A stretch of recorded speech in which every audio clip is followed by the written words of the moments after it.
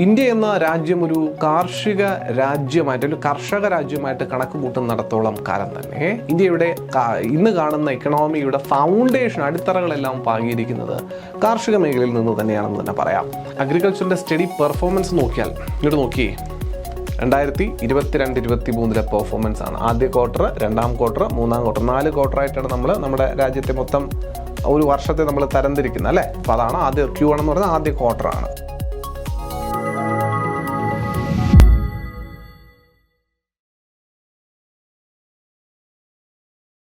Hello, എല്ലാവർക്കും നമസ്കാരം. സഹകാരി PSCയുടെ മറ്റൊരു അടിപൊളി ക്ലാസ്സിലേക്ക് വീണ്ടും സ്വാഗതം. ഇന്നത്തെ ക്ലാസ്സിലെ സ്വാഗതം നിങ്ങളെ ഞാൻ കൂട്ടിക്കൊണ്ട് പോകുന്നത് ഒരു നെൽപ്പാടത്തിലേക്കാണ്. നിങ്ങൾക്ക് കാണാൻ പറ്റും എൻ്റെ പശ്ചാത്തലത്തിൽ അങ്ങനെ കാറ്റൊക്കെ കൊണ്ട് അല്ലേ മന്ദമാരുതൻ തഴുകിപ്പോകുന്നൊരു പുൽമേട് കാണാം. ഇത് പുൽമേടല്ല, എസെൻഷ്യലി ഇതൊരു നെൽപ്പാടമാണ്, ഒരു കൃഷിയിടമാണ്. കൃഷി നമ്മളെ സംബന്ധിച്ചിടത്തോളം വളരെയധികം ഇമ്പോർട്ടൻ്റ് ആയിട്ടുള്ളൊരു വസ്തുതയാണ്.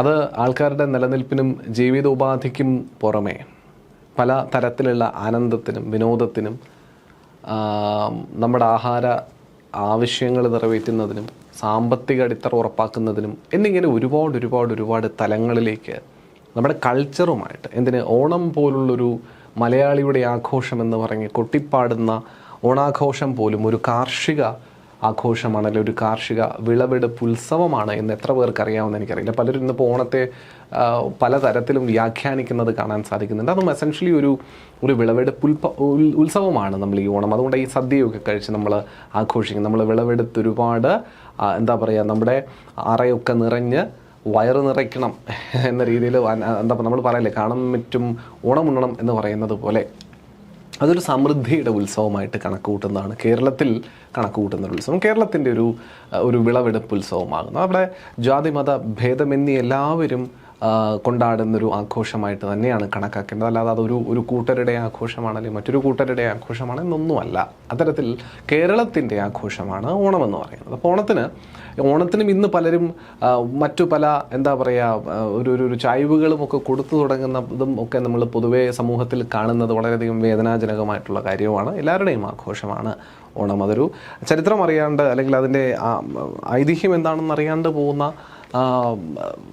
പോകുന്നത് കൊണ്ട് ആൾക്കാരെ കബളിപ്പിക്കണം. അറിവില്ലായ്മ പലരെയും കുഴികളിൽ കൊണ്ട് ചാടിക്കുന്നു പറയുന്നതിൽ കാര്യം ഇതാണ്. അറിവില്ലാണ്ടിരിക്കുന്നവരെ കബളിപ്പിക്കാൻ എളുപ്പമാണ്, അവരെ ഈസിലി ട്വിസ്റ്റബിൾ ആണ്. പെട്ടെന്ന് ട്വിസ്റ്റ് ചെയ്ത് അവരെയൊക്കെ നമ്മുടെയൊക്കെ ആശയം പേറുന്നവരാക്കി മാറ്റാനായിട്ട് എളുപ്പമാണ്. അങ്ങനെ നിങ്ങൾ മറ്റുള്ളവരുടെ ആശയം പേറുന്നവരായി മാറണ്ട. നിങ്ങൾ അറിവുണ്ടാക്കുക. നിങ്ങളുടെ അറിവ് നിങ്ങളുടെ മുന്നോട്ടുള്ള പാതയെ നയിക്കണം.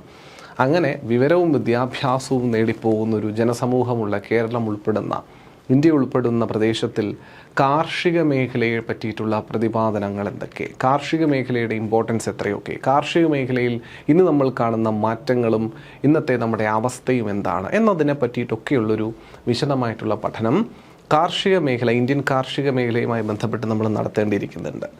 അപ്പോൾ ഈ പറഞ്ഞൊരു ചെറിയ ഇൻട്രൊഡക്ഷനിലൂടെ നമ്മൾ ഇന്ന് കടന്നു ചെല്ലാൻ പോകുന്നത് ഇന്ത്യൻ ജോഗ്രഫിയിലെ പ്രധാനപ്പെട്ട ഒരു ടോപ്പിക്കാണ്. ഇന്ത്യൻ ജോഗ്രഫിയുടെ കാർഷിക മേഖല, ഇന്ത്യൻ അഗ്രികൾച്ചറൽ സെക്ടർ എന്ന് പറയുന്നൊരു മേഖല.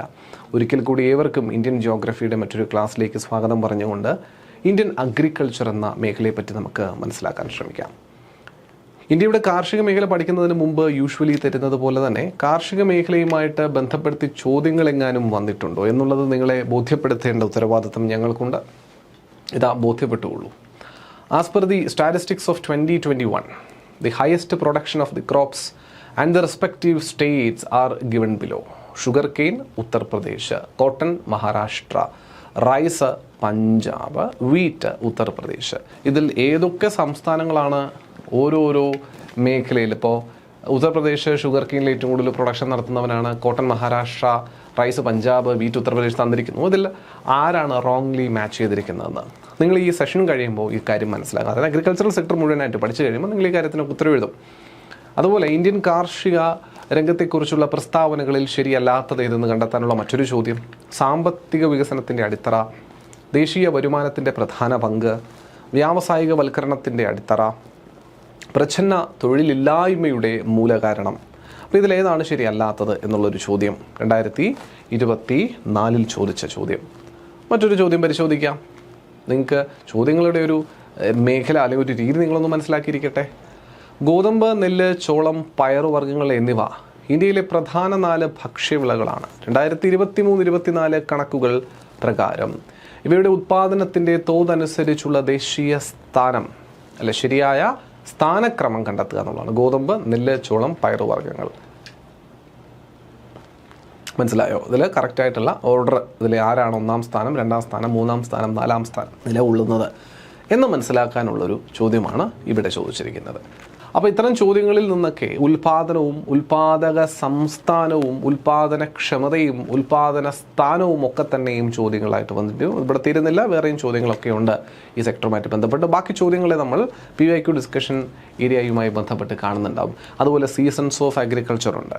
നമ്മൾ പലതരത്തിലും ഇന്ത്യയിൽ കാർഷിക സീസണുകളെ തരംതിരിക്കാറുണ്ട് അല്ലേ? ഖാരിഫ്, റാബി, സെയ്ദ് എന്നൊക്കെ പറഞ്ഞിട്ട് പലതരത്തിലുള്ള കാർഷിക സീസണുകളൊക്കെ ഉണ്ട്, നമ്മൾ സാധാരണ കാലാവസ്ഥയിലെ സീസൺ അല്ലാണ്ടൊക്കെ. അപ്പോൾ അതൊക്കെ നമുക്കൊന്ന് മനസ്സിലാക്കാൻ ഇരിക്കുന്നുണ്ട്. സോ അതൊക്കെ നോക്കി അതിനകത്ത് നിന്നൊക്കെ ചോദ്യങ്ങൾ ചോദിച്ചിട്ടുമുണ്ട്. So will be starting to discuss about the Indian agriculture sector. എന്താണ് ഇന്ത്യൻ അഗ്രികൾച്ചറൽ സെക്ടറിൻ്റെ ഒരു ഓവർവ്യൂ എന്ന് നമുക്ക് ആദ്യമേ മനസ്സിലാക്കണം. ഒരു economic foundation Indian agricultural sector തരുന്നുണ്ടോ എന്ന് ചോദിച്ചു കഴിഞ്ഞാൽ കുറച്ചു കാലം മുൻപ് വരെ നമുക്ക് കൃത്യമായിട്ട് പറയാൻ പറ്റുമായിരുന്നു ഇന്ത്യയുടെ കാർഷിക മേഖലയാണ് ഇന്ത്യയുടെ സാമ്പത്തിക മേഖലയുടെ ഒരു ഏറ്റവും പ്രധാനപ്പെട്ട പങ്ക് വഹിക്കുന്നതെന്ന് പറയാം. പക്ഷെ ഇന്ന് ഏറ്റവും കൂടുതൽ കാർഷിക മേഖലയിൽ പങ്ക് വഹിക്കുന്നത് അല്ലെങ്കിൽ സാമ്പത്തിക ഭദ്രത ഉറപ്പാക്കുന്നത് അല്ലെങ്കിൽ സാമ്പത്തിക ഒരു നിക്ഷേപം കൊണ്ടുവരുന്നത് അഗ്രികൾച്ചറൽ സെക്ടർ അല്ല, അത് സേവന മേഖലയാണ്. എന്നിരുന്നാലും ഇന്ത്യ എന്ന രാജ്യം ഒരു കാർഷിക രാജ്യമായിട്ട്, ഒരു കർഷക രാജ്യമായിട്ട് കണക്ക് കൂട്ടുന്നിടത്തോളം കാലം തന്നെ ഇന്ത്യയുടെ ഇന്ന് കാണുന്ന ഇക്കണോമിയുടെ ഫൗണ്ടേഷൻ, അടിത്തറകളെല്ലാം പാകിയിരിക്കുന്നത് കാർഷിക മേഖലയിൽ നിന്ന് തന്നെയാണെന്ന് തന്നെ പറയാം. ബ്രിട്ടീഷുകാർ ഇന്ത്യ വന്ന് ചൂഷണം ചെയ്തുകൊണ്ട് പോയപ്പോൾ പോലും ഒരുപാട് കാർഷിക വിളകൾക്ക് ഇമ്പോർട്ടൻസ് കൊടുത്തിരുന്നു. നമുക്കറിയാം, സ്പൈസസ് പോലുള്ളവയും, കാപ്പി, തേയില, കുരുമുളക്, മറ്റ് സ്പൈസസിനൊക്കെ ഒരുപാട് ഇമ്പോർട്ടൻസ് കൊടുത്തു. മാത്രമല്ല കോട്ടൺ, ഇൻഡിഗോ പോലുള്ള നാണ്യവിളകളും ഇവിടെ നിന്ന് കൃഷി ചെയ്ത് കൊണ്ടുപോയത് നമുക്ക് കാണാൻ സാധിക്കുന്നുണ്ട്. നിർബന്ധിതമായിട്ട് ആൾക്കാരെ കൊണ്ട് കൃഷി ചെയ്യിച്ച് എക്സ്പ്ലോയിറ്റ് ചെയ്ത് കൊണ്ടുപോയ കാര്യവും നമുക്കറിയാം. നമ്മുടെ മണ്ണ് അതുകൊണ്ട് നമ്മൾ കൃഷിക്ക് അനുയോജ്യമായിട്ട് വിനിയോഗിക്കുന്നതിൽ പണ്ടേ കേവന്മാരാണ്. ലോകത്തെ ഏറ്റവും കൂടുതൽ ഫുഡ് ആൻഡ് ഗ്രോസറി മാർക്കറ്റ് എന്നതിൽ 6-ാം സ്ഥാനത്ത് നിലനിൽക്കുന്ന രാജ്യമാണ് ഇന്ത്യ. ലോകത്തിലെ ഫുഡ് ആൻഡ് ഗ്രോസറി മാർക്കറ്റിൽ 6-ാം സ്ഥാനത്ത്, ഭക്ഷ്യനാണ്യ വിളയുടെ കാര്യത്തിൽ അല്ലെങ്കിൽ ഭക്ഷ്യവിളയുടെ ഉൽപ്പാദന കാര്യത്തിലൊക്കെ 6-ാമത്തെ ഏറ്റവും വലിയ ഉൽപ്പാദക രാജ്യമായി നിൽക്കുന്നുണ്ട് ഇന്ത്യ. എന്നിരുന്നാലും ഇന്ത്യയിൽ ഒരുപാട് പ്രൊഡക്ഷൻ ഉണ്ട്, ഒരുപാട് എക്സ്പോർട്ടിങ് ഇന്ത്യയിൽ നിന്ന് നടത്തുന്നുണ്ട്. എന്നാൽ പല തരത്തിലുള്ള ഫുഡ് പ്രോഡക്ട്സും മെറ്റീരിയൽസും ഇമ്പോർട്ട് ചെയ്തും ഇന്ത്യ ഉപയോഗിക്കുന്നുമുണ്ട്. അപ്പോൾ എല്ലാം എക്സ്പോർട്ട് മാത്രമല്ല, ഇമ്പോർട്ട് നമ്മൾ ചെയ്യുന്നുണ്ട് എന്നുള്ളതാണ്.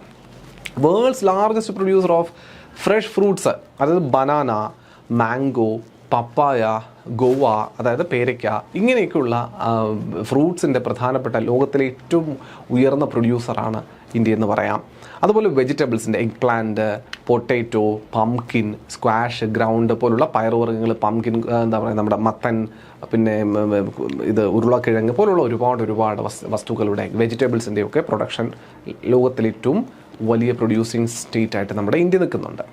വീറ്റിൻ്റെയും റൈസിൻ്റെയും ഷുഗർ കെയിൻ്റെയും ഉണക്ക ഈ പഴങ്ങളുടെയും ഡ്രൈഡ് ഫ്രൂട്ട്സിൻ്റെയും ഒക്കെ 2-ാം സ്ഥാനത്ത് നിലനിൽക്കുന്ന രാജ്യവുമാണ് ഇന്ത്യ എന്ന് പറയുന്നത്. അതായത് വീറ്റിൻ്റെ, ഗോതമ്പ് ഉൽപ്പാദനത്തിൻ്റെ കാര്യത്തിൽ, അരി ഉൽപ്പാദനത്തിൻ്റെ കാര്യത്തിൽ, കരിമ്പ് ഉൽപ്പാദനത്തിൻ്റെ കാര്യത്തിൽ, അതുപോലെ ഡ്രൈഡ് ഫ്രൂട്ട്സിൻ്റെ ഒക്കെ ഉൽപ്പാദന കാര്യത്തിൽ ലോകത്തിൽ 2-ാം സ്ഥാനത്ത് നിൽക്കുന്ന രാജ്യവും ഇന്ത്യ എന്ന രീതിയിൽ പറയാം.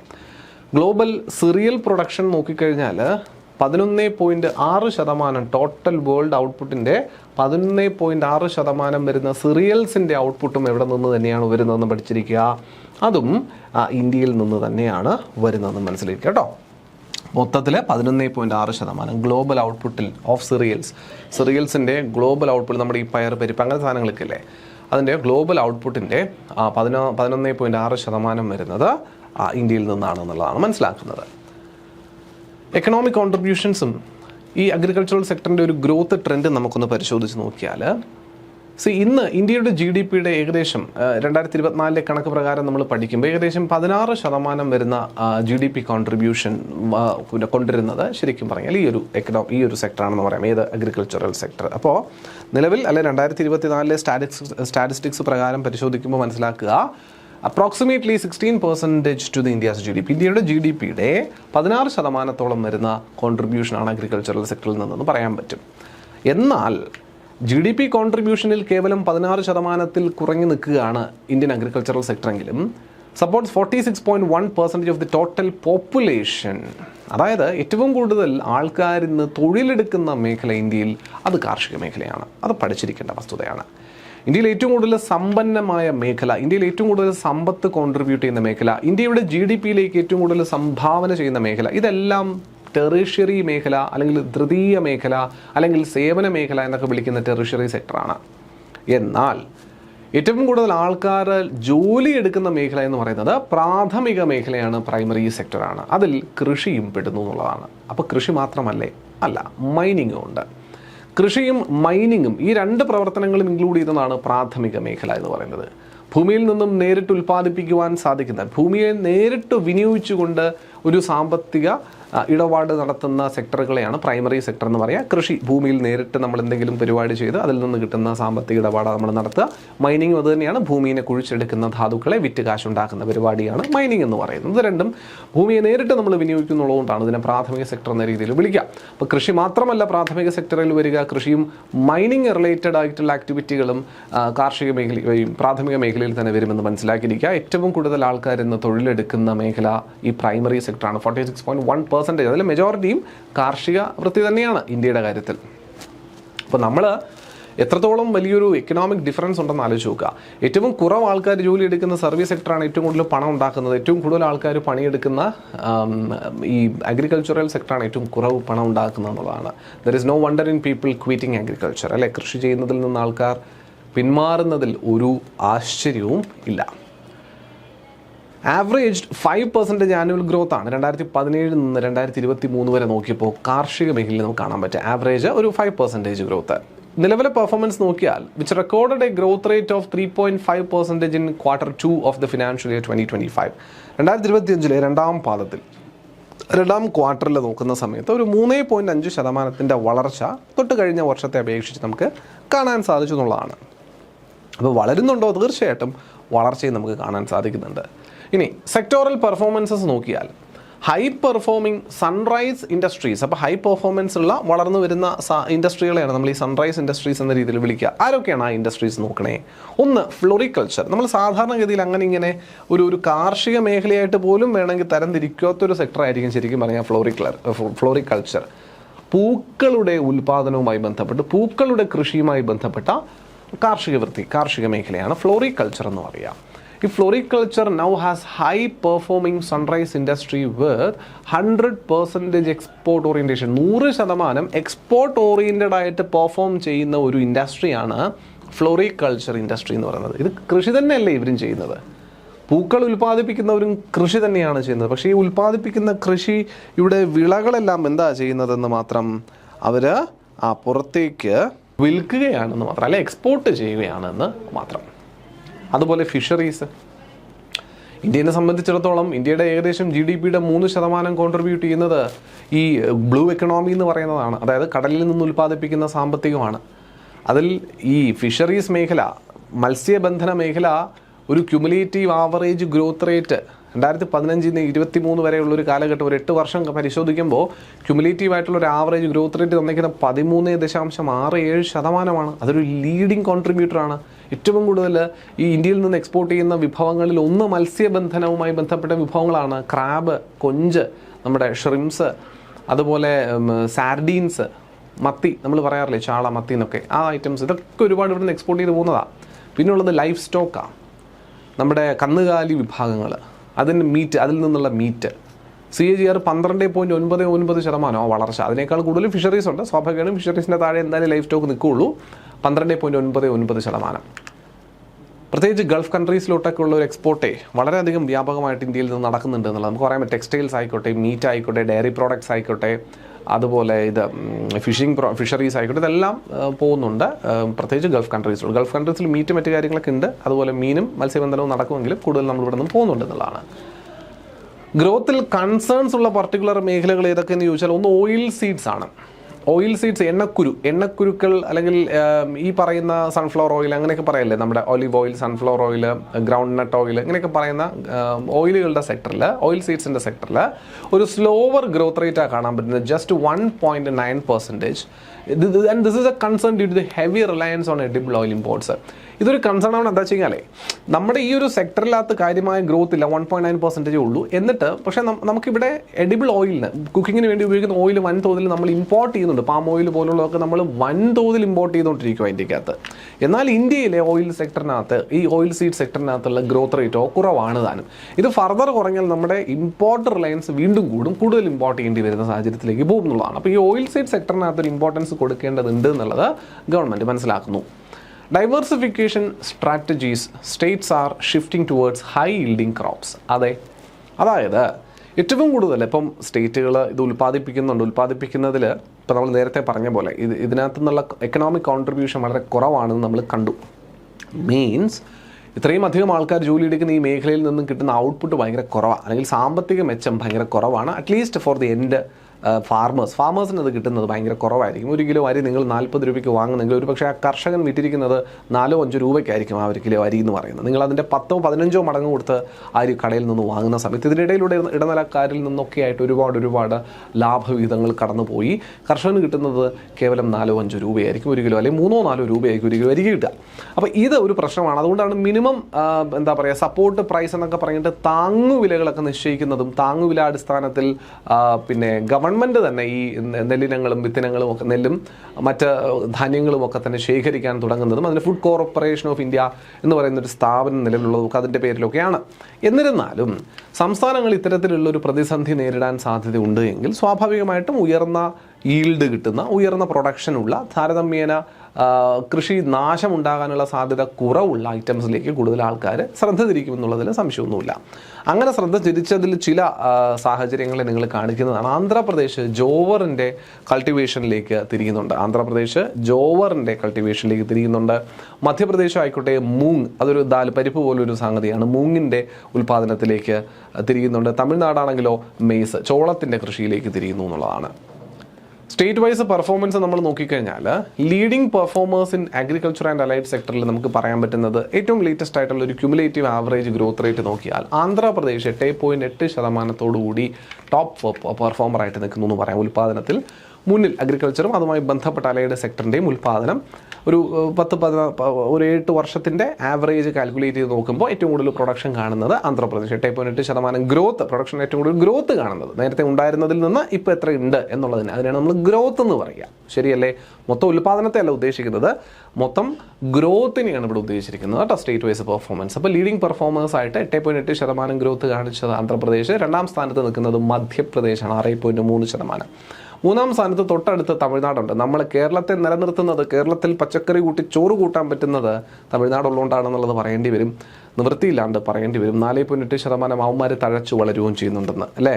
4.8% ഗ്രോത്ത് റേറ്റ് തമിഴ്നാടിനറിയാം. ഇതിന് റിക്വയർമെൻ്റ് ഉണ്ട്, ആവശ്യകതയുണ്ട്. കേരളത്തിലുള്ള ആരും കുനിഞ്ഞൊരു ഇല മറിച്ചിടാൻ പോകുന്നില്ല, നിങ്ങളാരും മണ്ണിലിറങ്ങി പണിയെടുക്കാനും പോകുന്നില്ല. അതുകൊണ്ട് തന്നെ അവിടെ ഈ പണിയെടുക്കാൻ തയ്യാറായ ആൾക്കാരുണ്ടെങ്കിൽ അവർക്ക് നല്ല രീതിയിൽ പണമുണ്ടാക്കാം. അതിന് കൃഷി നഷ്ടമാകാതിരിക്കാനുള്ള മാധ്യമങ്ങൾ സ്വീകരിക്കണമെന്ന് മാത്രം അവർ ഉപയോഗിക്കുന്നില്ല, നമുക്ക് തരാനുള്ളതല്ലേ, അവരതിന് വേണ്ടിയിട്ടുള്ള മാധ്യമങ്ങൾ ഉപയോഗിക്കുകയും ചെയ്യുന്നുണ്ട്. നമുക്കറിയാവുന്നത് പോലെയുള്ള മായം കലർന്ന പച്ചക്കറികളല്ലാതെ ഒന്നും ഇന്ന് നമുക്ക് മാർക്കറ്റിൽ നിന്ന് കിട്ടാനില്ല താനും. എന്നാൽ ചിലയിടങ്ങളിലെങ്കിലും ഓർഗാനിക് അഗ്രികൾച്ചറൽ പ്രോഡക്ട്സ് വിൽക്കാനുള്ള സാഹചര്യങ്ങൾ ഒരുങ്ങുന്നുണ്ട്.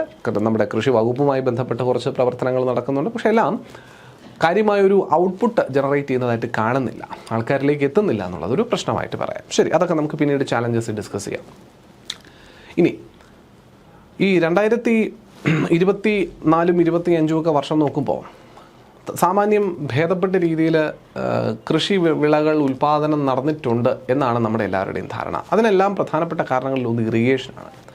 കാരണം മഴ ലഭ്യത കുറഞ്ഞിരിക്കുന്ന സാഹചര്യത്തിൽ പോലും കൃത്യമായി വിളകൾ സംരക്ഷിക്കുന്നതിന് വേണ്ടിയിട്ട് ജലലഭ്യത ഉറപ്പാക്കേണ്ടതുണ്ട്. ചെറിയ നമ്മുടെ വീട്ടിലെ മട്ടുപ്പാവിലെ കൃഷിയെ പറ്റിയിട്ടല്ല നമ്മൾ പറയുന്നത്, ഏക്കർ കണക്കിനുള്ള വലിയ കൃഷിപ്പാടങ്ങളിലേക്കാണ് കിൻഡൽ കണക്കിന് വെള്ളം പമ്പ് ചെയ്ത് വിടേണ്ട സാഹചര്യമുള്ളത്.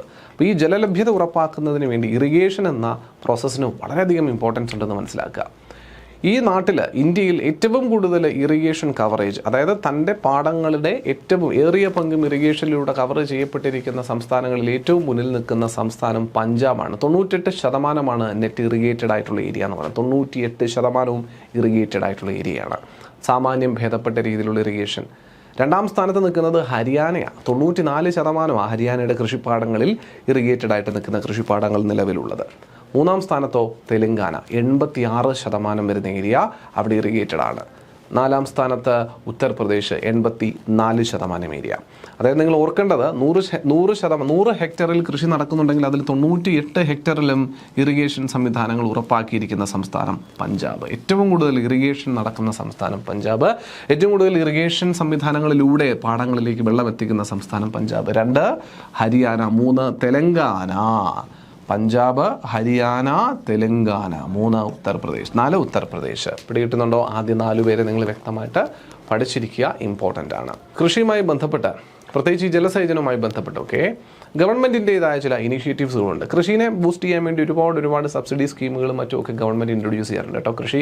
കൃഷിനെ സപ്പോർട്ട് ചെയ്യാൻ ഗവൺമെൻറ് കുറേയൊക്കെ നോക്കുന്നുണ്ട്. പക്ഷേ എന്തൊക്കെയോ പോരായ്മകൾ ഇങ്ങനെ കാർഷിക മേഖലയിൽ നിൽക്കുന്നുണ്ട്. എപ്പോഴും ഇതൊരു ലോ പ്രൊഡ്യൂസ് അല്ലെങ്കിൽ ഹൈ റിസ്ക്കും ലോ പ്രൊഡക്ഷനും ഉള്ളൊരു മേഖലയായിട്ടാണ് കണക്ക് കൂട്ടുന്നത് എന്നുള്ളതാണ്. നമുക്ക് നോക്കാം. എന്തായാലും ആദ്യ പദ്ധതി എന്ന് പറയുന്നത് പെർ ഡ്രോപ്പ് മോർ ക്രോപ്പ് എന്ന് പറയുന്ന ഒരു സ്കീമുണ്ട്. പെർ ഡ്രോപ്പ് മോർ ക്രോപ്പ് ഇറിഗേഷനുമായിട്ട് ബന്ധപ്പെട്ട സ്കീം തന്നെയാണ്. 2016 ലോഞ്ച് ചെയ്തതാണ്. പ്രധാനമന്ത്രി കൃഷി സിഞ്ചായി യോജനയുടെ ഭാഗമായിട്ട് വാട്ടർ എഫിഷ്യൻസി വർദ്ധിപ്പിക്കാൻ. ഇപ്പം നമ്മൾ ഈ ബക്കറ്റിൽ കോരി ഒരു ചെടിക്ക് വെള്ളം ഒഴിക്കുന്നതും ആ ചെടിയുടെ മൂട്ടിലേക്ക് ഒരു ചെറിയ പൈപ്പ് കണക്ട് ചെയ്തിട്ട് ആ പൈപ്പിൽ നിന്നും വേണ്ട വെള്ളം എത്തിക്കുന്നതും തമ്മിൽ നല്ല വ്യത്യാസമുണ്ട്. ജലത്തിൻ്റെ വിനിയോഗത്തിൽ വളരെ വ്യത്യാസമുണ്ട്. ബക്കറ്റിൽ വെള്ളം കോരി ഒഴിക്കുന്നതിൽ നിന്ന് ഒരുപാട് വെള്ളം നഷ്ടമായി പോവുകയും കോരിക്കൊണ്ട് വരുന്ന വഴിയിൽ കുറേ വെള്ളം പോവുകയും ഒക്കെ ചെയ്യുന്ന സാഹചര്യം വരും. എന്നാൽ പ്രോപ്പറായിട്ടുള്ളൊരു ഡ്രിപ്പ് ഇറിഗേഷൻ സംവിധാനം, ചാനൽ ഇറിഗേഷൻ സംവിധാനം ഒക്കെ ഉണ്ട് എന്നുണ്ടെങ്കിൽ കൃത്യമായിട്ട് എനിക്ക് കുറച്ച് വെള്ളം കൊടുത്ത് കൃത്യമായിട്ട് എല്ലാവരെയും ഊട്ടാൻ സാധിക്കും. സസ്യങ്ങളെല്ലാം എന്നുള്ളതാണ്. അപ്പോൾ അത്തരത്തിലുള്ള ഒരു വാട്ടർ എഫിഷ്യൻസി വർദ്ധിപ്പിക്കുക. വെറുതെ വാരിക്കൊരു വെള്ളം പമ്പ് ചെയ്യുന്നതിന് പകരം കൊടുക്കുന്ന വെള്ളം യൂട്ടിലൈസ് ചെയ്യപ്പെടുന്നുണ്ടെന്ന് ഉറപ്പാക്കുന്നതിന് വേണ്ടിയിട്ട് ആരംഭിച്ച പ്രധാനമന്ത്രി കൃഷി സിഞ്ചായി യോജനയുടെ ഭാഗമായിട്ടുള്ളത് തന്നെയാണ് ഈ per drop more crop scheme എന്ന് പറയുന്നത്. അതുപോലെ മൈക്രോ ഇറിഗേഷന് വേണ്ടിയിട്ടുള്ള 55% പ്രൊജക്ട് കോസ്റ്റ് ഗവൺമെൻറ് വഹിച്ചുകൊണ്ടുള്ളതാണ്. 45% പ്രൊജക്ട് കോസ്റ്റ് ഫോർ മറ്റ് ഫാമേഴ്സ്. ഇപ്പോൾ സ്മോൾ ആൻഡ് മാർജിനൽ ഫാമേഴ്സിൻ്റെ 55% വരുന്ന ഇറിഗേഷൻ കോസ്റ്റ് സബ്സിഡൈസ് ചെയ്യുന്നു. 45% വരുന്ന സാധാരണ മറ്റ് ഫാമേഴ്സിൻ്റെ കോസ്റ്റും, അതായത് ഇറിഗേഷന് വേണ്ടി, മൈക്രോ ഇറിഗേഷന് വേണ്ടിയിട്ടുള്ള സംവിധാനങ്ങൾ, ഫിനാൻഷ്യൽ അസിസ്റ്റൻസ് കൊടുക്കുന്നു. 55% financial assistance for small and marginal farmers. ഇപ്പോൾ നിങ്ങൾക്ക് മൈക്രോ ഇറിഗേഷൻ സംവിധാനം, ഇതുപോലെ ചെറിയ രീതിയിലുള്ള ഇറിഗേഷൻ സംവിധാനങ്ങൾ നിങ്ങളെ പാടങ്ങളിൽ ചെയ്യണം. നിങ്ങളൊരു സ്മാൾ ഫാർമറാണ്, ഒരു മാർജിനൽ ഫാമർ ആണെങ്കിൽ 55% ഫിനാൻഷ്യൽ അസിസ്റ്റൻസ് ഗവൺമെൻറ്റിൽ നിന്ന് കിട്ടും. എന്നാൽ നിങ്ങളല്ലാത്ത ഒരു മേജറായിട്ടുള്ള ഒരു ഫാമറാണ്, വലിയ പാടങ്ങളും മറ്റൊക്കെ ഉള്ളൊരു ഫാമറാണെങ്കിലോ 45% ഇറിഗേഷൻ ഈ ഫിനാൻഷ്യൽ അസിസ്റ്റൻസ് ഗവൺമെൻറ്റിൽ നിന്ന് കിട്ടുമെന്നുള്ളതാണ്. മൈക്രോ ഇറിഗേഷൻ ഫണ്ട് ഇതിന് വേണ്ടിയിട്ട് രൂപീകരിച്ചിട്ടുണ്ട്. MIF, micro irrigation fund, MIF provides a 2% interest subvention to states for innovative projects. സംസ്ഥാനങ്ങൾക്ക് 2% ഇൻട്രസ്റ്റ് സബ്വെൻഷൻ കൊടുക്കുന്നു. സംസ്ഥാനങ്ങൾക്ക് 2% ഇൻട്രസ്റ്റ് സബ്സിഡൈസ് ചെയ്യുന്നു. അതായത് കുറച്ച് കൊടുത്തുകൊണ്ട് ഇന്നോവേറ്റീവ് ആയിട്ടുള്ള കാർഷിക ഇറിഗേഷൻ സംവിധാനങ്ങൾ ഉറപ്പാക്കുന്ന പ്രൊജക്റ്റുമായിട്ട് വന്നാൽ 2% സബ്സിഡിയോടുകൂടിയ 2% കുറഞ്ഞ നിരക്കിൽ ഇൻട്രസ്റ്റോടുകൂടിയ ഫണ്ട് അലോക്കേഷൻസ് ഇറിഗേഷൻ സംവിധാനങ്ങൾക്ക് വേണ്ടി ചെയ്യുന്നതാണ് മൈക്രോ ഇറിഗേഷൻ ഫണ്ട് എന്ന് പറയുന്ന ഒരു പ്രൊജക്റ്റ് എന്ന് കൂടി ആലോചിച്ചിരിക്കുക. അപ്പോൾ ഇതെല്ലാം ഗവൺമെൻറ്റിൻ്റെ ഇനീഷ്യേറ്റീവ്സ് ആണ്. നമ്മൾ ഈ വാട്ടർ അവൈലബിലിറ്റി കൃഷിപ്പാടങ്ങളിലേക്ക് ഉറപ്പാക്കുന്നതിന് വേണ്ടിയിട്ടുള്ള government initiatives. Sustainable development and schemes ആണ് ഉദ്ദേശിച്ചത് കേട്ടോ. SUS, sustainable development and schemes. നോക്കാം. 1, റെയിൻ ഫെഡ് ഏരിയ ഡെവലപ്മെൻറ്റ് എന്ന് പറയുന്ന ഒരു പദ്ധതിയുണ്ട്. Rain fed area development which is implemented in financial year 2015 under the National Mission for Sustainable Agriculture. അപ്പോൾ നമുക്കൊരു national mission four sustainable agriculture അങ്ങനെ ഒരു സംഗതി ഉണ്ടെന്ന് മനസ്സിലാക്കിയിരിക്കുക. ഓക്കെ, അതിൻ്റെ കീഴിൽ 2015 ഇംപ്ലിമെൻറ്റ് ചെയ്തൊരു സ്കീമാണ് rain fed area development scheme. എന്ത് സ്കീമാണ്? Rain fed area development scheme. എന്താണ് അതിൻ്റെ focus? Developing and conserving natural resources along farming system. അതായത് ഇപ്പോൾ റെയിൻ ഫെഡ് ഏരിയ ഡെവലപ്മെൻറ്റ് എന്ന് പറഞ്ഞാൽ മഴ കിട്ടുന്ന ഏരിയകളുടെ ഒരു ഡെവലപ്മെൻറ്റാണ്. അതായത് നാച്ചുറലി നമ്മുടെ കൃഷിയിടങ്ങൾക്കടുത്തുള്ള സ്ഥലങ്ങളെ ഡെവലപ്പ് ചെയ്ത് മാക്സിമം മഴയിൽ നിന്നൊക്കെ വെള്ളം നമുക്ക് സംഭരിക്കുവാനും കൃഷിക്ക് വേണ്ടി ഉപയോഗിക്കുവാനും ഒക്കെ പറ്റുന്ന രീതിയിൽ ഡെവലപ്പ് ചെയ്തെടുക്കുക എന്നുള്ളതാണ്. Integration financial year 2022 the Rainfed Area Development Scheme has been integrated to the രാഷ്ട്രീയ കൃഷി വികാസ് യോജന. ഓർത്തിരിക്കുക 2022 മുതൽ ഈ പറയുന്ന പദ്ധതി ഈ റെയിൻഫെഡ് ഏരിയ ഡെവലപ്മെന്റ് എന്ന് പറയുന്ന പദ്ധതി രാഷ്ട്രീയ കൃഷി വികാസ് യോജനയോട് എന്ത് ചെയ്തു, ക്ലബ് ചെയ്തിട്ടുണ്ടെന്ന് കൂടി മനസ്സിലാക്കിയിരിക്കുക. നമ്മുടെ ഈൽഡും പ്രൊഡക്ഷനുമാണ് കേട്ടോ ടോട്ടൽ റൈസിൻ്റെ പ്രൊഡക്ഷൻ 2016-17 മുതൽ 2020-21 വരെയുള്ള ഒരു ആവറേജ് എസ്റ്റിമേറ്റഡ് വാല്യൂസ് ആണ് പ്രൊഡക്ഷൻ്റെ കാര്യത്തിൽ. ജസ്റ്റ് നിങ്ങളൊന്ന് നോട്ട് കിട്ടുന്ന സമയത്ത് നോക്കിയിരുന്നാൽ മതി, വലിയ ഇമ്പോർട്ടൻ്റ് ആയിട്ട് നോക്കേണ്ട കാര്യമില്ല. അഗ്രികൾച്ചറിൻ്റെ സ്റ്റഡി പെർഫോമൻസ് നോക്കിയാൽ ഇങ്ങോട്ട് നോക്കിയേ, 2022-23 പെർഫോമൻസ് ആണ്. ആദ്യ ക്വാർട്ടർ, രണ്ടാം ക്വാർട്ടർ, മൂന്നാം ക്വാർട്ടർ, 4 ക്വാർട്ടറായിട്ടാണ് നമ്മൾ നമ്മുടെ രാജ്യത്തെ മൊത്തം ഒരു വർഷത്തെ നമ്മൾ തരംതിരിക്കുന്നത് അല്ലേ. അപ്പോൾ അതാണ് Q1 എന്ന് പറയുന്നത് ആദ്യ ക്വാർട്ടറാണ്, ആദ്യ 3 മാസങ്ങൾ. ഇത് രണ്ടാമത്തെ അടുത്ത 3 മാസങ്ങൾ, ഇത് അടുത്ത 3 മാസങ്ങൾ, ലാസ്റ്റ് 3 മാസം വരുന്നതാണ്. അതിലെപ്പോഴും നമ്മുടെ പെർഫോമൻസ് നോക്കിയാൽ 2022-23 ഏറ്റവും കൂടുതൽ പ്രൊഡക്ഷൻ 7.6% തന്നിരുന്നത് അഗ്രികൾച്ചറൽ പ്രൊഡക്ഷൻ്റെ ഏറ്റവും കൂടുതൽ തന്നിരുന്നത് ലാസ്റ്റ് പാദമായിരുന്നു 2022-23. 23-24 ആയപ്പോഴോ ഏറ്റവും കുറവായി മാറുന്ന സാഹചര്യത്തിലേക്ക് വന്നു. 24-25 2 ക്വാർട്ടറിൻ്റെ ഇൻഫർമേഷൻസ് മാത്രമാണ് വന്നിട്ടുള്ളത്. അത് ജസ്റ്റ് ഒന്ന് അറിഞ്ഞിരിക്കാൻ വേണ്ടി കാണിച്ചു എന്നേ ഉള്ളൂ. വലിയ ഇമ്പോർട്ടൻസ് കൊടുക്കേണ്ടതില്ല നിങ്ങൾ നമ്മുടെ ഇതിനകത്തുനിന്ന്. Okay, international comparison of productivity for selected crops. ചില ക്രോപ്സിൻ്റെ ഇന്റർനാഷണൽ കമ്പാരിസൺ, അതായത് വേൾഡ് പ്രൊഡക്ഷനും നമ്മുടെ ഇന്ത്യയിൽ നിന്നുള്ള പ്രൊഡക്ഷനും തമ്മിലുള്ള ഒരു കമ്പാരിസൺ നോക്കിയാൽ ഏകദേശം ലോകത്തിലെ പ്രൊഡക്ഷനോട് പ്രൊഡ്യൂസ് ചെയ്യുന്ന ക്വാണ്ടിറ്റിയുടെ ആനുപാതികമായിട്ടുള്ള ക്വാണ്ടിറ്റിയിൽ നമ്മൾ പ്രൊഡക്ഷൻ നടത്തുന്ന ഒരു സാധനമാണ് ഗ്രൗണ്ട് നട്ട്, നിലക്കടല, ഗ്രൗണ്ട് നട്ട്. കണ്ടോ, ഗ്രൗണ്ട് നട്ട് ഗ്ലോബൽ പ്രൊഡക്ഷൻ അല്ലെങ്കിൽ വേൾഡിൻ്റെ പ്രൊഡക്ഷനാണ് ഈ നീല ബാർ കൊണ്ട് കാണിച്ചിരിക്കുന്നതെങ്കിൽ ആ ഓറഞ്ച് ബാർ കാണിച്ചിരിക്കുന്നത് ഇന്ത്യൻ പ്രൊഡക്ഷനാണ്. അപ്പോൾ ഏകദേശം വേൾഡിൻ്റെ പ്രൊഡക്ഷൻ ഗ്രൗണ്ട് നട്ടിന് എത്രത്തോളം ഉണ്ടോ അതിന് സമാനമായ രീതിയിലുള്ള പ്രൊഡക്ഷൻ ഗ്രൗണ്ട് നട്ടിന് ഇന്ത്യയിൽ നിന്ന് കാണിക്കുന്നുണ്ട്. തൊട്ടിപ്പുറത്ത് സോയാബീൻ കാണാം. സോയാബീൻ്റെ പ്രൊഡക്ഷനിൽ വേൾഡിൻ്റെ ഏകദേശം പകുതിയിൽ താഴെ മാത്രമാണ് ഇന്ത്യയുടെ പ്രൊഡക്ഷൻ ഉള്ളത്. മെയ്സ്, ചോളത്തിൻ്റെ പ്രൊഡക്ഷൻ്റെ കാര്യത്തിലും ഏകദേശം പകുതിക്ക് മുകളിൽ ഇന്ത്യയിൽ മെയ്സ് പ്രൊഡ്യൂസ് ചെയ്യുന്നുണ്ട്. പാഡിയുടെ കാര്യത്തിൽ ഇന്ത്യയിൽ പ്രൊഡ്യൂസ് ചെയ്യുന്നതിൻ്റെ തൊട്ടടുത്ത് ഗ്ലോബൽ ആവറേജിൻ്റെ തൊട്ടടുത്ത് തന്നെയാണ് ഇന്ത്യയുടെ സ്ഥാനം നിൽക്കുന്നത് എന്നുള്ളതാണ്. അതുകൊണ്ട് തന്നെ നമ്മൾ അതിനകത്ത് എന്താ പറയുക, സംശയമൊന്നുമില്ല, ലോകത്തിലെ രണ്ടാമത്തെ ഏറ്റവും കൂടുതൽ പാഡി പ്രൊഡ്യൂസ് ചെയ്യുന്ന രാജ്യമാണ് ഇന്ത്യ. അതുകൊണ്ട് തന്നെ ലോകത്തിലെ മൊത്തം പാഡി പ്രൊഡക്ഷൻ്റെ ഏറ്റവും അടുത്ത് നിൽക്കുന്ന സാഹചര്യം നമുക്ക് പാഡി പ്രൊഡക്ഷനുമായിട്ട് ബന്ധപ്പെട്ട് കാണാൻ സാധിക്കും. ശരിയല്ലേ? അത്രയേ ഉള്ളൂ. പിന്നെ ടോട്ടൽ പൾസസ് നോക്കിക്കഴിഞ്ഞാൽ ഏകദേശം ഇന്ത്യയുടേത് ലോകത്തിൻ്റെ ആവറേജിനോട് അടുത്ത് നിൽക്കുന്നുണ്ട്. ടോട്ടൽ സിറിയൽസിൻ്റെ കാര്യത്തിലും അത് തന്നെയാണ്. ഇന്ത്യ ഗ്ലോബൽ ആവറേജ് പ്രൊഡക്ഷനോട് അല്ലെങ്കിൽ ഗ്ലോബൽ പ്രൊഡക്ഷനോട് കിടപിടിക്കുന്ന രീതിയിലുള്ള പ്രൊഡക്ഷൻ കാഴ്ചവെക്കുന്നുണ്ട് എന്നുള്ളതാണ്.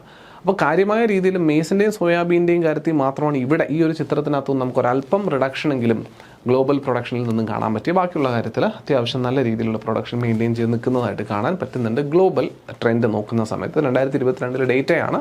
എനിഹൗ ഈ ഒരു data price policy of kharif crops 2024-25 ആ ഒരു ഡേറ്റയാണ് കേട്ടോ. നമ്മുടെ ഖാരിഫ് ക്രോപ്സിൻ്റെ ഡേറ്റയാണ് നമ്മൾ ഈ കണ്ടിരിക്കുന്നത്, ഖാരിഫ് ക്രോപ്സിൻ്റെ ഡേറ്റ. Okay, right. ജസ്റ്റ് ഒന്ന് അറിഞ്ഞു പോവുക, കണ്ടുപോകുന്നു, മനസ്സിലാക്കി പോകും. നിങ്ങളുടെ ഒരു ഏറെക്കുറെ ധാരണ കിട്ടാൻ വേണ്ടി പറഞ്ഞു പോകുന്നതാണ് ഈ ടേബിളുകളും ഇൻഫർമേഷനും ഒക്കെ.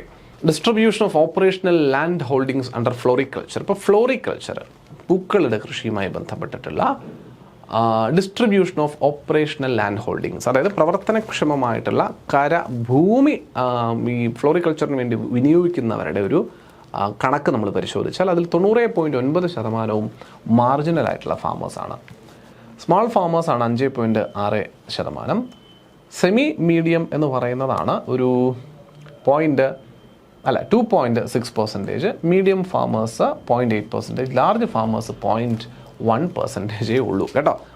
അതായത് ലാൻഡ് പിന്നെ ഹോൾഡിങ്സിൻ്റെ distribution of operational land holdings എന്ന് പറയുമ്പോൾ നമ്മൾ കൈവശമുള്ള ലാൻഡിൻ്റെ ഏറ്റവും കൂടുതൽ 90.9% വരുന്നതും മാർജിനൽ ഫാമേഴ്സിൻ്റെ കയ്യിൽ തന്നെയാണ് ഈ ഫ്ലോറിക്കൾച്ചറുമായിട്ട് ബന്ധപ്പെട്ട്. അതുപോലെ അഗ്രികൾച്ചറൽ എന്താ പറയുക ഫുഡിൻ്റെയും അല്ലെങ്കിൽ പ്രോസസ്ഡ് ഫുഡിൻ്റെയും ഒക്കെ എക്സ്പോർട്ട് നമ്മൾ നോക്കുന്ന സമയത്ത് ഏറ്റവും കൂടുതൽ എക്സ്പോർട്ട് 2025 ഫിനാൻഷ്യൽ ഇയറിൽ കാണാൻ സാധിച്ചിരിക്കുന്നത് ഫ്ലോറിക്കൾച്ചറിൽ നിന്ന് തന്നെയാണ്. 14.55% ഓഫ് എക്സ്പോർട്ട് നടന്നിരിക്കുന്നത് ഫ്ലോറിക്കൾച്ചറിൽ നിന്ന്. 2 പ്രോസസ്ഡ് ഫ്രൂട്ട്സ് ആൻഡ് വെജിറ്റബിൾസ് ആണ്. 13.39%. 3 ലൈഫ് സ്റ്റോക്ക് ആണ് 7.17. 4 അതർ പ്രോസസ്ഡ് ഫുഡ്സ് ആണ് 6.5%, അങ്ങനെ ടോട്ടൽ ഒരു 3.7% പ്രൊഡക്ഷൻ എന്ന രീതിയിൽ പറയാം. ഓക്കെ, സോ ഒന്ന് ജസ്റ്റ് അറിഞ്ഞിരിക്കുക, ഏറ്റവും കൂടുതൽ എക്സ്പോർട്ട് ഓറിയൻറ്റഡ് ആയിട്ട് നിന്നിരിക്കുന്ന സെക്ടർ. അതുകൊണ്ടാണ് ഈ ഫ്ലോറിക്കൾച്ചറിന് നമ്മളൊരു സൺറൈസ് ഇൻഡസ്ട്രി എന്നൊക്കെ പറഞ്ഞത് കേട്ടോ. സോ ഫ്ലോറിക്കൾച്ചറാണ് ഏറ്റവും കൂടുതൽ 14.55%. സെക്കൻഡ് വരുന്നത് പ്രോസസ്ഡ് ഫ്രൂട്ട്സ് ആൻഡ് വെജിറ്റബിൾസ്, ഇന്ത്യയിൽ നിന്നുള്ള പ്രോസസ്ഡ് ഫ്രൂട്ട്സ് ആൻഡ് വെജിറ്റബിൾസ് ആണ് രണ്ടാമത്തെ ഏറ്റവും കൂടുതൽ എക്സ്പോർട്ടിന് വേണ്ടിയിട്ട് ഉതകി നിന്നിരിക്കുന്നത് എന്നുള്ളത് ഒന്ന് മനസ്സിലാക്കിയിരിക്കുക നിങ്ങൾ. Okay, compound annual growth rate in value of output from agriculture and allied sectors. അതൊരു കോമ്പൗണ്ടഡ് ആയിട്ട് 2024-25 ഡേറ്റയാണ്. കോമ്പൗണ്ടഡ് ആയിട്ടുള്ളൊരു അഗ്രികൾച്ചറൽ പ്രോഡക്ട്സിൻ്റെ ഗ്രോത്ത് റേറ്റ് പറയുന്നതാണ്. എല്ലാ ക്രോപ്സിൻ്റെയും കൂടി ഗ്രോത്ത് റേറ്റ് നോക്കുമ്പോൾ ഒരു 2.1%, സിറിയൽസിൻ്റെ മാത്രം 2, പൾസസിൻ്റെ 5, വെജിറ്റബിൾസ് ആൻഡ് ഫ്രൂട്ട്സിൻ്റെ 3.5, ഓയിൽ സീഡ്സ് 1.9. നമ്മൾ പറഞ്ഞു കുറവാണ് 1.9 എന്ന ഗ്രോത്ത് റേറ്റ് ഓയിൽ സീഡ്സിൽ കണ്ടുള്ളൂ. നമ്മൾ നേരത്തെ പറഞ്ഞ കാര്യമാണ് അല്ലേ. ലൈഫ് സ്റ്റോക്സിൽ നല്ലൊരു ഗ്രോത്ത് കാണാൻ പറ്റുന്നുണ്ട്. ഫിഷറീസിന് ഏറ്റവും നല്ല ഗ്രോത്ത് കാണാൻ പറ്റും 8.7. അപ്പോൾ ഏറ്റവും കൂടുതൽ കോമ്പൗണ്ടഡ് ഗ്രോത്ത് കഴിഞ്ഞ വർഷം നമുക്ക് കാണാൻ സാധിച്ചിരിക്കുന്നത്, അല്ലെങ്കിൽ ഈ കഴിഞ്ഞ വർഷങ്ങളിൽ നമുക്ക് കാണാൻ സാധിച്ചിരിക്കുന്നത് ഫിഷറി സെക്ടറിൽ തന്നെയാണ്. 8.7% ഗ്രോത്ത് ആണ്. സെക്കൻഡ് സ്ഥാനത്ത് നിൽക്കുന്നത് ലൈഫ് സ്റ്റോക്കും മിൽക്കുമുണ്ട്. മിൽക്കല്ലല്ലോ, മീറ്റ് ആൻഡ് എഗ് ആണ് കേട്ടോ. 7.5 ഉണ്ട് മീറ്റ് ആൻഡ് എഗ് 7.5. പിന്നെ സ്പൈസസും മറ്റു കാര്യങ്ങൾക്കും എല്ലാം കൂടി ഒരു 6.7%. അതും അത്യാവശ്യം നല്ല രീതിയിലുള്ള ഒരു ഗ്രോത്ത് കാണിച്ചിട്ടുണ്ട്. Then comes milk and life stock. പിന്നെ വരുന്നത് പൾസസ് ആണ്. അപ്പോൾ ഉള്ളതിൽ ഏറ്റവും കുറവ് ഗ്രോത്ത് റേറ്റ് കാണിച്ചു നിന്നത് ഓയിൽ സീഡ് സെക്ടർ തന്നെയാണെന്ന് പറയാമെന്ന് സംശയം. 1.9% മാത്രം ഗ്രോത്ത് ആണ് ഓയിൽ സീഡ്സ് കാണിച്ചിട്ട് ഉണ്ടായിരുന്നത് എന്നുള്ളതാണ് പറയാൻ സാധിക്കുന്നത്. ഓക്കെ, ഇറിഗേറ്റഡ് ഏരിയയിലുള്ള ഇൻക്രീസ് ആണ് കേട്ടോ. 2010 മുതൽ 2022 വരെയുള്ള ഡേറ്റ നിങ്ങൾക്ക് ഇതിനകത്ത് കാണുന്നതിനകത്ത് ഗ്രോസ് ഇറിഗേറ്റഡ് ഏരിയ എന്ന് പറയുന്നതിൽ വലിയ വർധനമൊന്നും കാണാനില്ല. ചെറിയ രീതിയിലുള്ള ഇൻക്രീസ് തന്നെയാണ്. കാരണം 2010-11 എത്രത്തോളം ഇറിഗേറ്റഡ് ആയിട്ടുള്ള ഏരിയ ഉണ്ടോ അതിലൊന്നും വലിയ ഡിഫറൻസ് ഒന്നും ഗ്രോസ് ഇറിഗേറ്റഡ് ഏരിയയിൽ വന്നിട്ടില്ല എന്നുള്ളതാണ്. കാരണം അന്നേ കാര്യമായിട്ടുള്ള 2010-11 ആയപ്പോഴേക്കും പ്രോപ്പർലി ഇറിഗേറ്റഡ് ആയി കഴിഞ്ഞിട്ടുണ്ട് ഇന്ത്യൻ കാർഷിക സംവിധാനം എന്നൊക്കെ പറയുന്നത്. അതിന് മുൻപുള്ള ഗ്രീൻ റവല്യൂഷൻ ആണ് ഇതിന് തുടക്കം കുറിച്ച് വെച്ചതെന്ന് കൂടി മനസ്സിലാക്കിയിരിക്കുക കേട്ടോ. ഗ്രീൻ റവല്യൂഷനൊക്കെ നമ്മൾ ഈ സെക്ടറിനകത്ത് പിന്നീട് പഠിക്കും. Okay, right. ഈ ഇറിഗേഷനകത്ത് കനാലുകളിലൂടെയുള്ള ഇറിഗേഷൻ ഉണ്ട്, ടാങ്ക് ഇറിഗേഷൻ ഉണ്ട്. അപ്പോൾ അതിൽ ഏറ്റവും കൂടുതൽ നമ്മുടെ രാജ്യത്ത് ഇറിഗേഷൻ സംവിധാനം ഉപയോഗിക്കുന്നത് കനാൽ ഇറിഗേഷൻ തന്നെയാണ്. കാരണം വലിയ പാടങ്ങൾ ഇറിഗേറ്റ് ചെയ്യുന്നതിനകത്ത് ടാങ്ക് ഇറിഗേഷനേക്കാൾ കൂടുതൽ വിനിയോഗിക്കുക കനാൽ ഇറിഗേഷൻ. അതായത് ഡാമുകളിലൊക്കെ കെട്ടി നിർത്തിയിരിക്കുന്ന വെള്ളം കനാലുകളിലൂടെ കൃഷിപ്പാടങ്ങളിലേക്ക് ഡൈവേർട്ട് ചെയ്ത് വിടുന്ന സംവിധാനങ്ങളില്ലേ, അതിനാണ് ഈ കനാൽ ഇറിഗേഷൻ എന്ന് പറയുക. അപ്പോൾ ഈ കനാൽ ഇറിഗേഷൻ തന്നെയാണ് ഇന്ത്യയിൽ ഏറ്റവും കൂടുതൽ വിനിയോഗിക്കുന്നത്. 2020 മുതൽ 2001 കാലഘട്ടങ്ങൾ മുതൽ 2021-22 വരെയുള്ള കാലഘട്ടത്തിൻ്റെ ഡേറ്റയാണ് നിങ്ങൾ ഈ കാണുന്നത്. അതിൽ 2001 മുതൽ 2021-2022 വരെയുള്ള ഡേറ്റയാണ് കാണുന്നത്. ഏത് നോക്കിയാലും ടാങ്ക് ഇറിഗേഷനേക്കാളും കൂടുതൽ കനാൽ ഇറിഗേഷൻ തന്നെയാണ് നിൽക്കുന്നതെന്ന് പറയാൻ പറ്റും. No doubts in that. Non institutional as well as institutional credit, നമ്മൾ ഈ പിന്നെ കൃഷിയുമായി ബന്ധപ്പെട്ട് ഇത് കൊടുക്കൂലേ, ക്രെഡിറ്റ് കൊടുക്കൂലേ, കടം കൊടുക്കൂലേ, സബ്സിഡി അല്ലല്ലോ, ക്രെഡിറ്റ്, കൃഷിക്ക് വേണ്ടിയിട്ടുള്ള ക്രെഡിറ്റ് കൊടുക്കുന്നതിൽ നോൺ ഇൻസ്റ്റിറ്റ്യൂഷണൽ ക്രെഡിറ്റിൻ്റെ വാല്യൂ കുറഞ്ഞിരിക്കുന്നതായിട്ടും ഇൻസ്റ്റിറ്റ്യൂഷണൽ ക്രെഡിറ്റ് കൂടിയിരിക്കുന്നതായിട്ട് നമുക്ക് കാണാൻ പറ്റുന്നുണ്ട്. ഗവൺമെൻറ് ബേസ് ചെയ്ത് വരുന്ന ഇൻസ്റ്റിറ്റ്യൂഷൻസ് കൊടുക്കുന്നതും അല്ലാതെ നോൺ ഇൻസ്റ്റിറ്റ്യൂഷൻസിൻ്റെ ക്രെഡിറ്റ് വരുന്നതും ഒക്കെ ഒരുപാട് കുറഞ്ഞിട്ടുണ്ട്. അത് നല്ല കാര്യമാണ്. ഇൻസ്റ്റിറ്റ്യൂഷണൽ ക്രെഡിറ്റ് കൂടുന്നത് തന്നെയാണ് നമുക്ക് നല്ല കാര്യം എന്ന് പറയുന്നത്. Thank you.